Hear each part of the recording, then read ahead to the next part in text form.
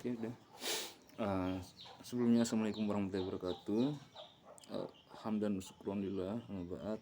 Eh, jadi di sini saya ingin membahas sedikit mengenai persoalan yang terjadi viral baru-baru ini kemarin, yaitu terkait dengan kasus tabrakan yang menyebabkan salah satu mahasiswa yang dari Universitas Gadjah Mada ataupun UGM itu meninggal dunia gitu kan. Memang terkait dengan kronologisnya, yang terpoinnya bahwa ini berkaitan dengan kelalaian ataupun kesalahan dari pengendara, di mana yang mengakibatkan meninggalnya atau ditabraknya salah satu mahasiswa Universitas Gadjah Mada Universitas Gadjah Mada gitu. Kemudian yang saya ingin bahas di sini, kira-kira patut nggak atau pembunuhan jenis apa sehingga pelaku ini divonis dengan 6 tahun penjara gitu. Jadi di sini mungkin saya akan bahas sedikit gitu, walaupun saya tidak tahu betul ya mengenai pasal per pasal yang bisa menjerat korban gitu. Tapi secara kronologisnya bahwa si pelaku ini tidak sengaja gitu, tidak sengaja untuk menabrak si korban, karena honestly si pelaku juga dalam posisi lalai atau lelah gitu. Dia dalam posisi lalai kemudian lelah, kemudian mengakibatkan atau menabrak si korban ini sehingga dia meninggal gitu. Banyak para pihak yang mengklaim dan juga masih, kalau mau bilang, masih tumpang tindih ya terkait dengan Indonesia, apakah pantas gitu 6 tahun penjara gitu.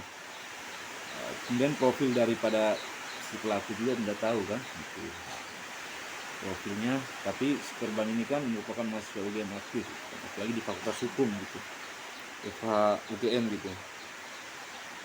Sempat sontak ke para akademisi yang ada di UGM, khususnya PKBH, pusat badan, pokoknya bagian inilah dalam hal litigasi di fakultasnya kan, sama seperti kami di Mataram, di mana mereka juga tidak terima gitu kan, akan menempuh melalui jalur hukum dan juga memvonis kalau bisa seberat-beratnya. Tapi persoalan di sini kan kita kaji lagi terkait dengan bilanya tidak ada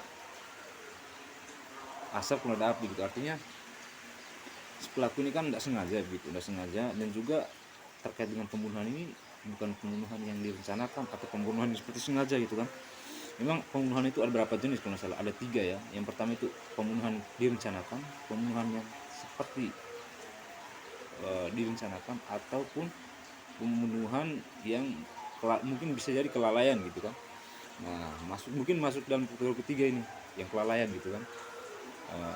Memang secara harfiahnya manusia ya, kita sebagai manusia kan enggak mungkin karena efek kelalaian sehingga kita paksa diri sehingga menimbulkan si korban ini kena imbasnya gitu, tertabrak gitu. Saya pribadi memberikan kesimpulan di sini, saya rasa pantas untuk memvonis pelaku ini dengan jeratan 6 tahun penjara gitu kan gitu, karena ini berimbas kepada si korban, karena si korban ini kehilangan nyawa gitu kan. Kalaupun dia ditabrak kemudian mengalami kecelakaan, itu menjadi soalan kan, tapi ini menimbulkan atau mengakibatkan si korban ini meninggal dunia gitu. Tentunya pihak keluarga ataupun pihak-pihak tertentu tidak terima gitu kan, khususnya apalagi dia ini notabene sebagai akademisi atau mahasiswa aktif gitu.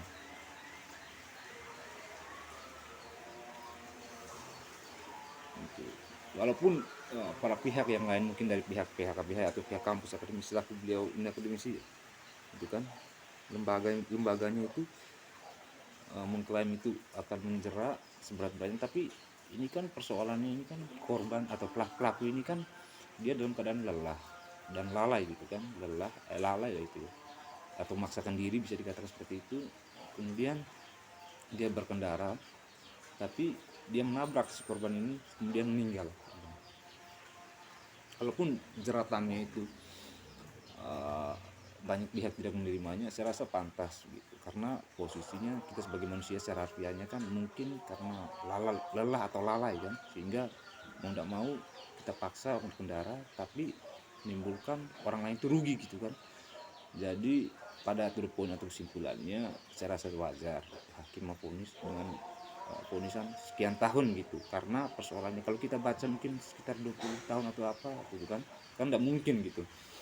Dan juga ini merupakan sebagai pembelajaran buat kita semua bahwa berkendara itu harus lebih berhati-hati, lebih khususnya yang roda 4, karena roda 4 ini bukan apa-apa ya, roda 4 ini luar biasa efek atau ini bisa-bisa kalau ditabrak sama roda 4 itu memang wajar kalau misalkan si korban ini meninggal gitu kan, karena memang berkendara kemudian menggunakan kendaraan roda 4 itu suatu yang kalau bisa dibilang itu bisa meninggalkan atau bisa mencederai atau bahkan meninggalkan atau membuat korban itu jatuh sampai meninggal.